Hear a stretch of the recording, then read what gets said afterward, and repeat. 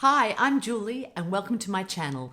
In this video, we're going to take a look at how you can rock a red lipstick at any age. I've tested 10 red lipsticks, a mix of luxury and drugstore, and I have to say that there were quite a few that really stood out as great choices for women over 50. So make sure you watch till the end when I reveal which lipstick is my #1 choice. If you like this video, please give me a thumbs up. I'm new to YouTube and that will really help me grow my channel.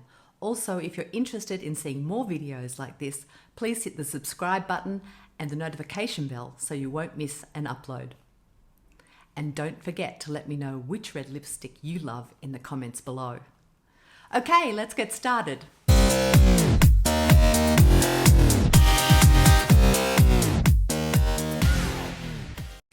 Every woman knows the power of a red lipstick. It has the ability to give a polished look with just a swipe. It exudes passion, class, elegance, and above all, confidence. It even makes your teeth appear whiter. Not everyone believes that they can wear a red lipstick. There is a certain confidence about those who wear it, but I believe that anyone can wear a red lipstick.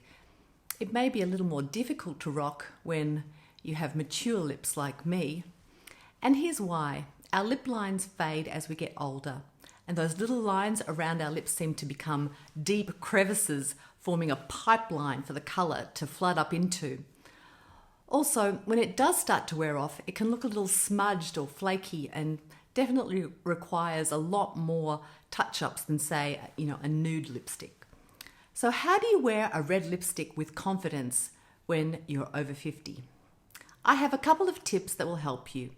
It's important to choose the right shade and formula, and also to make sure that you prep your lips properly. The first thing I do is my usual skincare routine, finishing up with my moisturiser, and then making sure I put some balm on my lips while I do my other makeup, so that way they'll be hydrated when I get to them. I then put on the rest of my makeup, making sure that I keep my eyeshadow pretty neutral. I think this is really key to creating a look that's elegant and sophisticated. If you use purple eyeshadow or something that will clash with the red, it could end up looking a little bit too bright. So stick to the neutral browns or greys or creams, that type of thing on your eye. Next is choosing the right shade for your skin tone. All reds are not equal. You may already know this from wearing different reds. They tend to run in a spectrum between the really fiery orange reds and the more muted brick reds that are more browny red. And these will look different on different skin tones. There are, however, universally flattering shades of red that sit in the middle of the spectrum and tend to look good on most skin tones. You can always go into a department store or somewhere like Sephora, and they will help you to select the right shade for you. And when you find it, you then need to consider the formula. Choosing the right formula is also a matter of preference, but also keeping in mind that our mature skin, matte lipsticks can be very drying, giving you a tightness on your lips that can be, well, uncomfortable. A glossy lipstick, though, may be a little bit too sheer, and then this type of formula is the one that's more likely to run up into those lines that we were talking about. I think a satin formula is a good medium ground where you can say, look at some red lipsticks that will make you feel comfortable all day. Now, tip 1, use a lipstick liner. This will really help you when applying it accurately. It provides a guideline for your lips, and for me, it helps to get a clean line, which is great for really defining your lips, and they will look more even and slightly larger. I don't recommend overlining too much with red lipstick. It can look a bit too much. So just use your original lips as a guide. Tip 2, I try to use a brush to apply the first layer. This will help the product stay on better as you can really work it into the lips. And then tip 3 is to blot it with a tissue before adding another layer straight out of the bullet. Tip 4 is it's always good to check if you have any lipstick on your teeth before you leave the house. How many times have I done that? And now for the tests. As I've said, it really does come down to personal preference, but these are the ones that I tried and how I would rank them. Coming in at number 10 is Rimmel London's Provoca Lips in the shade Kiss Me You Fool.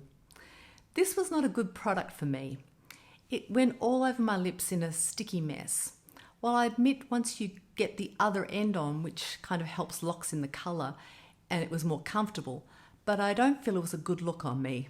I think it was because the applicator loaded up too much product, which then gathered in the corners of my mouth. It does last a while, but not the 16 hours that they suggest.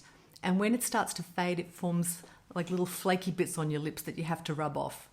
The colour doesn't transfer, which is good, but it's just not for me, sorry. Number 9 was a little disappointing for me because I love Hourglass products. But while I think this shade is fantastic, I really found the formula was a bit sticky for me and it was a bit patchy going on. And because I love so many other Hourglass products, like particularly their powders, I thought this would do better, but on my mature lips, it was just too drying. Number 8 is MAC's Ruby Woo Matte Lipstick, another hugely popular lipstick. I tried it in the traditional matte formula and it really is way too dry for my lips. It was difficult to put on. It really sort of dragged as I was applying it. And I really felt that the moisture was sort of being sucked out of my lips.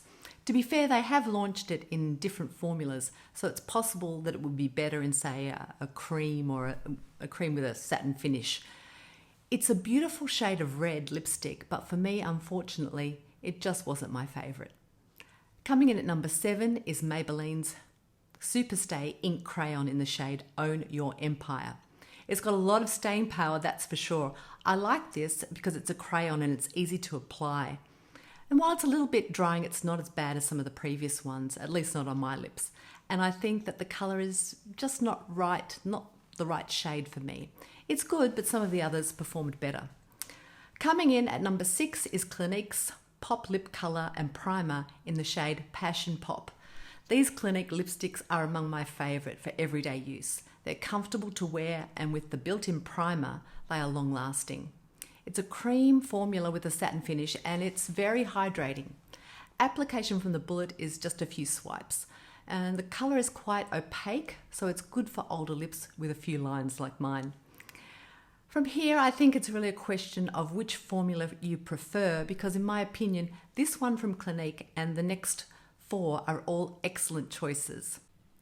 Number 5 is Revlon Colour Stay Satin Ink in Fire and Ice. This smooths on glidely and the applicator has a little tip at the end that really helps you to get a very precise result. The Revlon website says it's a surprisingly comfortable, brilliant 16-hour liquid lip colour made with black currant seed oil that doesn't dry out your lips. Well, I'm surprised. This is really good. A little shine to it without being glossy and runny.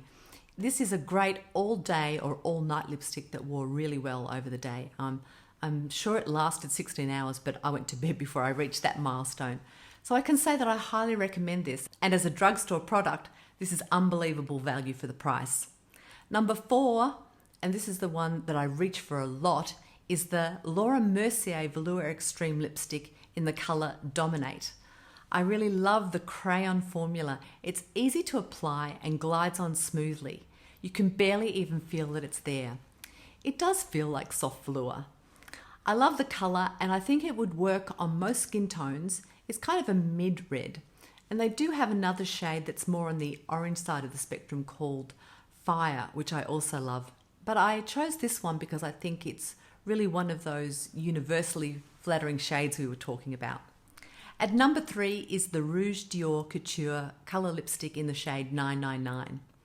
As with most things Dior, it is a timeless classic. It's a beautiful crimson red that has a luxurious velvet finish.